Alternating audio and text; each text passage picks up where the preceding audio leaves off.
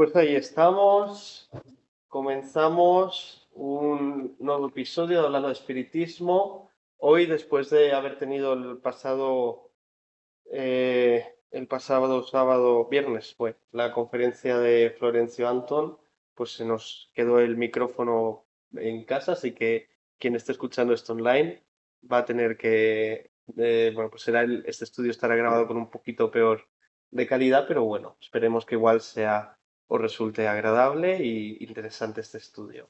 Vamos a ver, vamos a ver qué fuimos viendo en el estudio pasado. Estábamos viendo en el libro de los mediums acerca de la bicorporeidad, ¿no? Hablamos de bicorporeidad, bilocación y hablábamos de dos personajes, que son estos dos que tenemos aquí en pantalla, eh, que bueno, vamos a ver, ¿os acordáis más o menos, ¿no? De estas historias. Ahora vamos a ver. Estaba San Alfonso de Ligorio y San Antonio de Padua. Ambos, uno en San Alfonso de Ligorio, en la misma Italia, enfermo en su camita, apareció en Roma, en un palacio estival donde estaba el Papa, donde falleció y le acompañó en los últimos momentos y le vieron, y a San Antonio de Padua, que él estaba en Padua, su padre en Lisboa a punto de ser ejecutado en la horca, y también apareció y luego, además, estaba dando él un sermón, ¿no? en la iglesia y se sentó, paró un par de horas, la gente se quedó sorprendida, se durmió, se puso la capuchita, se durmió, apareció en Lisboa y a las 2 horas volvió, ¿no? Y decíamos que había una plena conciencia de lo que habían hecho, o sea, que sabían que se habían transportado hasta allí y habían vuelto, ¿no? Que no son...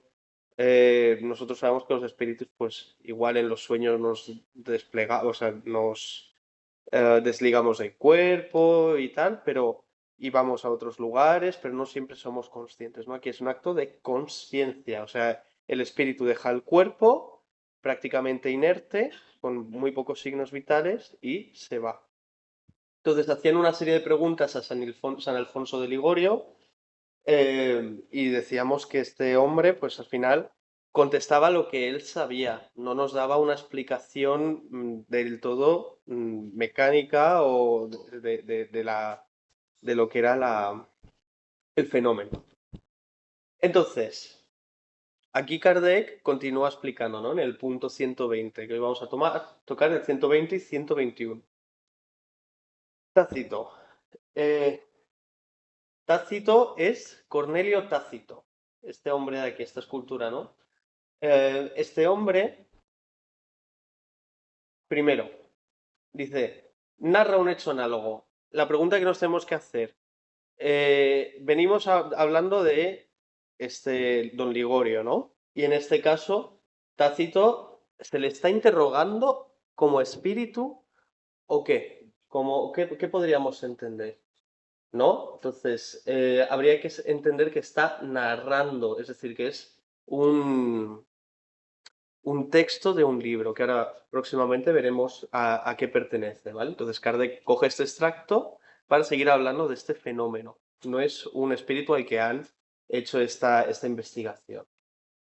Entonces, Publio Cornelio Tácito, para situarnos, ¿quién era?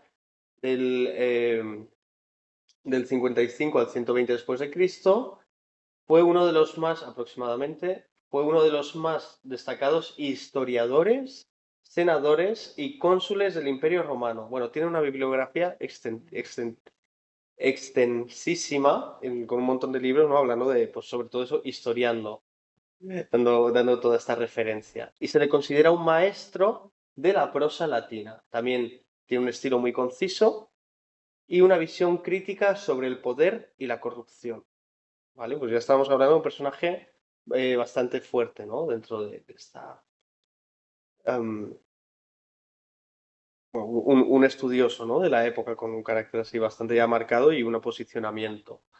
Fue a nivel de carrera y vida política, o sea, estuvo trabajando bajo el reinado o bajo los imperios de Flavio y Antonio y alcanzó el cargo de cónsul en el 97 después de Cristo y fue gobernador de la provincia de Asia. También vivió bajo la tiranía de Domiciano, que fue una experiencia que marcó profundamente su escepticismo hacia el sistema imperial. Aquí ya vemos este posicionamiento que está teniendo, ¿no? Dice, no, bueno, a mí esto del imperialismo no me funciona y defiende la libertad republicana, ¿vale? Entonces, aquí entendemos un poquito más su visión, ¿no? También desde lo que va a continuación a hablar Kardec.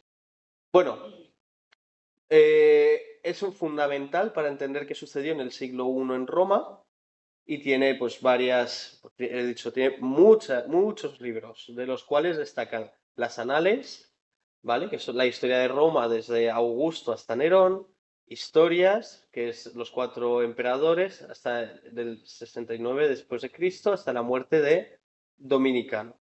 Germania, que es un tratado etnográfico, o sea, de la cultura, ¿no? De los germanos, comparando su pureza con la decadencia de Roma, ¿vale?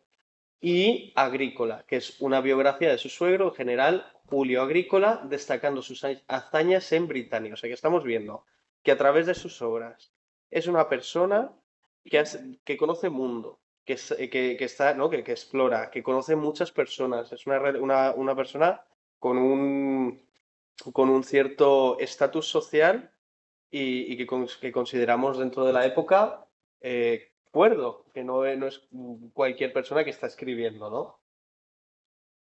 Y entonces, bueno, esto, ¿Kardec se comunica con Tácito? No, estamos diciendo que esto pertenece al libro que hemos visto antes, que es Historias, el libro cuarto, los capítulos 81 y 82, ¿vale? Entonces empieza aquí ya a narrar. Eh, nos cuenta Tácito que durante los meses de Vespasiano que Vespasiano pasó en Alejandría mientras aguardaba el retorno periódico de los vientos estivales de agosto a octubre. Pongo entre paréntesis, esto es una acotación que añado. O sea, pues sabemos, ¿no? Que estaría en primavera, en invierno. Y la estación que el mar ofrece seguridad, muchos prodigios acontecieron. Que prodigios vamos a entenderlo como un suceso extraño o extraordinario que excede los límites de la naturaleza. Todo esto hay que verlo desde el punto que ellos comprendían el mundo, ¿no? Para nosotros, para el espiritismo, no son prodigios o cosas maravillosas, ¿no? Entonces, pero bueno, nos está diciendo que hasta que llegó a esta época estaban aconteciendo muchos fenómenos mediúmnicos, con los cuales se manifestó la protección del cielo y el interés que los dioses parecían tomarse por aquel príncipe. Y aquí he subrayado dioses, porque ¿qué son los dioses? Son espíritus, ¿no? Que ellos, espíritus o a veces como una idea o una egrégora mental pues por ejemplo, Atenea es la sabiduría, o no sé quién es, eh, pues el dios de la guerra, el dios de, ¿no? Pues Ares, etcétera. Y de este modo tenemos que ser un poco prudentes y darnos cuenta que desde el espiritismo como tal, esto de dioses se queda un poco cojo, ¿vale? En sentido, nosotros, Dios sabemos que hay uno, que vivimos en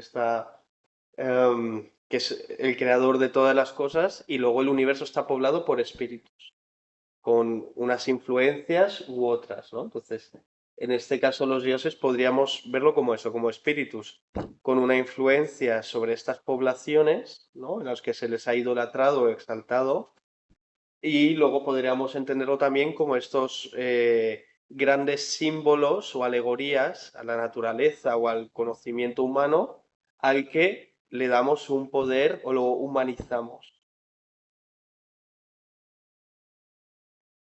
Entonces, no obstante, hay que entender que estos prodigios, como dicen, estos fenómenos, se necesitan espíritus para que se den, para poder manifestarlos. no necesariamente dioses, ¿no? Pero bueno, estos prodigios redoblaron en Vespasiano el deseo de visitar la sagrada morada del dios. O sea, no especifica, ¿no?, cuál dios, para consultarlo sobre las cuestiones del imperio, y ordenó que el templo se mantuviera cerrado para todos. Luego que hubo entrado en ese lugar, se entra en el templo, se queda solito, y cuando estaba atento a lo que iba a decir el oráculo no deja de ser otro método, ¿no?, en este caso de adivinación, que podríamos decir que puede ser clarividencia o sí, clariaudiencia también, ¿no? En este caso, que es todo lo que tiene que ver con la premonición de ese futuro posible, que sabemos nunca certero, porque nosotros tenemos este libre albedrío, pero bueno, en este momento ellos creen, ¿no?, la fatalidad del destino, ¿no? Como un determinismo de esto va a pasar sí o sí. Esto está en esta conciencia, ¿no?, de este primer siglo. Entonces percibió que detrás de él, uno de los principales egipcios, y aquí ya nos vamos al meollo, ¿no?, a la médula, donde este Basílides, de quien sabía que estaba enfermo en un lugar distante a muchas jornadas de Alejandría, se encuentra este egipcio y él, como hemos visto en los otros dos casos, también estamos viendo una persona que no puede desplazarse en apenas días y que dice, oye, pero este señor, ¿cómo va a estar aquí si está cerrado? Estamos viendo que además este hombre no va a escribir por escribir fantasía, ¿no?, sino tiene ahí ya em, digamos, esta ciencia y esta intención de dejar las cosas como muy explícitas, ¿no? No de credulidad. Entonces ve como este hombre pues se le aparece a Vespasiano. Vespasiano ve cómo se le aparece Basílides. Claro, Vespasiano se queda alucinado y dice, a ver, a los sacerdotes les pregunta, pero ¿ha venido este hombre desde Egipto estando malo? Y también preguntó a la gente que había pasado por allí si realmente han visto a esta persona, porque obviamente tenemos que cerciorarnos cuando hay un fenómeno de que se está dando, porque también a veces tenemos un poco de fantasía o podemos confundir las caras, ¿no? Entonces el hombre empieza ya a preguntar y se da cuenta que no, que este hombre se hallaba a 80 millas de distancia, o sea, 128 kilómetros. Entonces ya no tuvo duda de que la visión había sido sobrenatural. O sea, sabemos que está eso cerca de él, ¿no? No estaba para entonces en Egipto. Y él, pero sí cerca. Y el nombre de Basílides tomó para Vespasiano el lugar del oráculo. O sea, en vez de preguntar al oráculo, ya tuvo de así su respuesta con esta bilocación que estamos viendo. Bueno, pues hasta aquí esto, el capítulo y esta traducción de Burnouf. Entonces, aquí ya nos explica Kardec en el punto 121 y empieza a reflexionar acerca de este texto. Dice, el individuo que se muestra simultáneamente en dos lugares diferentes posee, por lo tanto, dos cuerpos. A ver, ¿cómo que posee dos cuerpos? O sea, ¿podemos tener dos cuerpos? Bueno, ¿y materiales?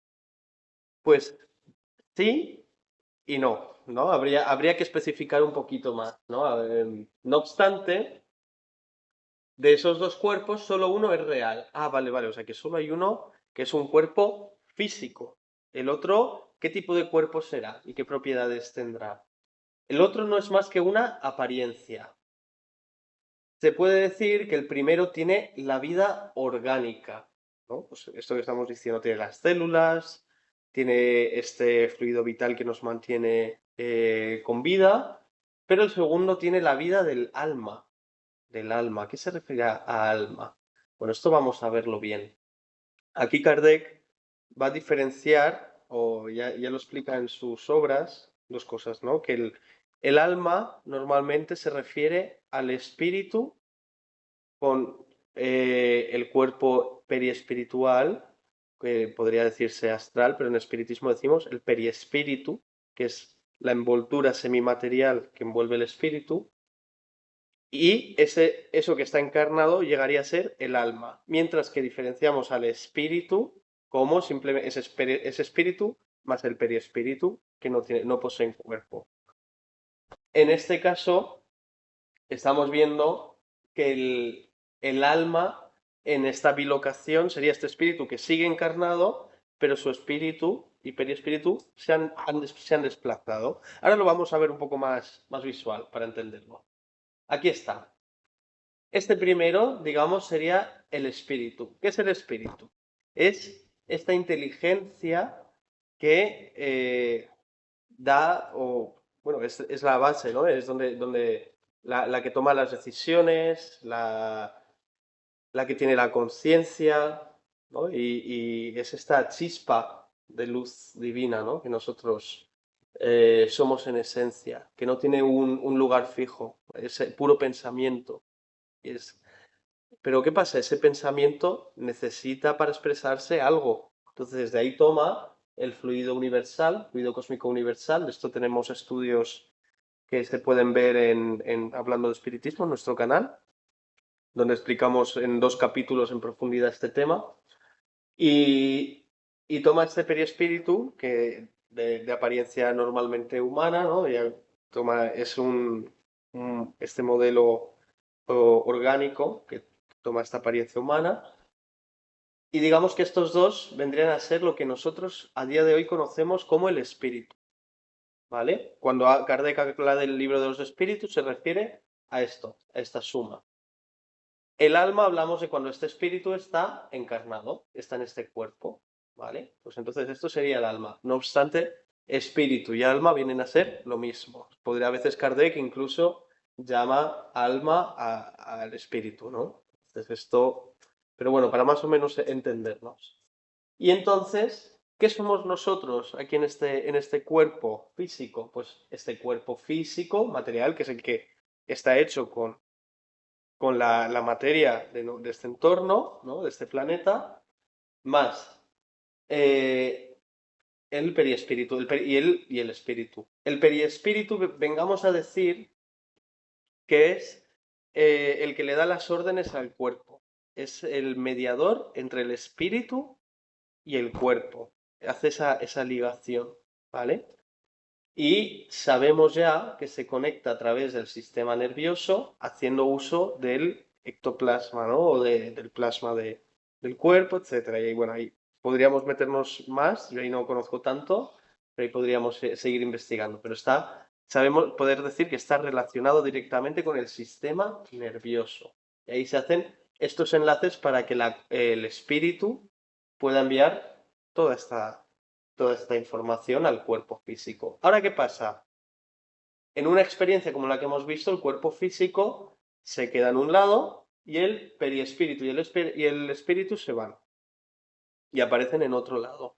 Incluso, como vemos, el periespíritu, es una materia quinta esenciada que puede además, por un periodo corto de tiempo, llegar a materializarse y hacerse visible.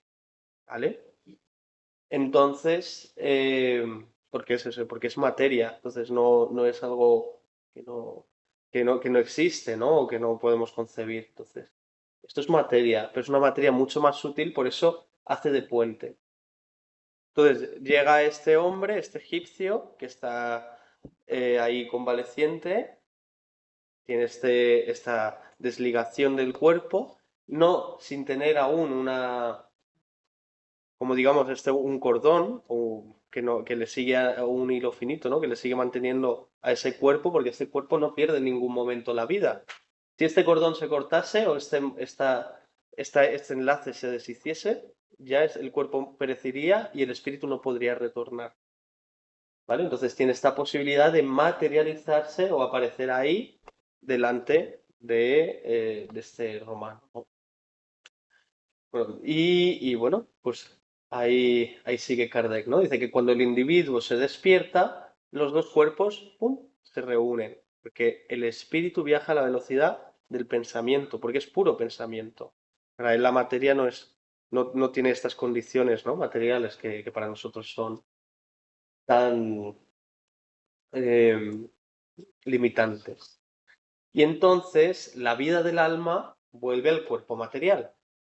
Dice, no parece posible, al menos no tenemos ejemplo de ello, y la razón parece demostrarlo, que cuando se encuentran separados, los dos cuerpos puedan gozar simultáneamente y en el mismo grado de la vida activa e inteligente. Es decir, que no, Kardec, y en ningún momento se ha registrado una persona que pueda estar tanto en su cuerpo físico como su perispíritu y su espíritu en una bilocación, ambos a la vez teniendo plenas facultades. Esto no se ha dado. En el caso en el que hay este desprendimiento del alma, el cuerpo queda en un estado extático o completamente dormido, ¿vale? Y en el momento en el que regresa, desaparece el otro, esa aparición, ¿no? Bueno, dice, además de lo que acabamos de decir, resulta que el cuerpo real no puede morir mientras el cuerpo aparente permanece visible, ¿vale? Fijaos, esto también es interesante. No solo o sea, ¿cómo decir? Por hacer este fenómeno, el cuerpo no queda como expuesto a morirse por esto, por una pérdida de energía o algo así. No, es un fenómeno que se da y hasta que no regresa el cuerpo, entonces no se puede, hasta que no regresa el espíritu al cuerpo, o el alma al cuerpo, no puede entonces morirse. Porque mientras está permaneciendo visible, está también está conectado, ¿no? Está ligado.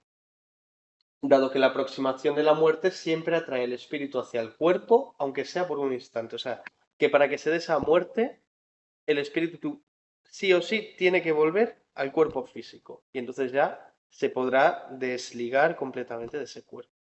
Pero sí o sí tiene que pasar, ¿vale? Esto es otro dato más. Y bueno, también resulta de ahí que el cuerpo aparente no puede ser asesinado porque no es orgánico, no está hecho de carne y hueso. El perispíritu y ese cuerpo espiritual, no sé, por mucho que se le pueda haber tocado o se manifestado y materializado, no se le puede matar.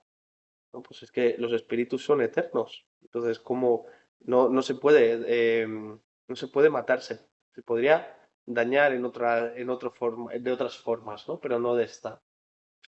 Y bueno, pero aún así no se moriría. Desaparecería en el momento en el que se quisiera darle muerte. Quisieran darle muerte. Y bueno, pues hasta aquí el estudio de hoy. Abrimos las preguntas y nuestro, eh, nuestro ratito ahí de poder reflexionar juntos.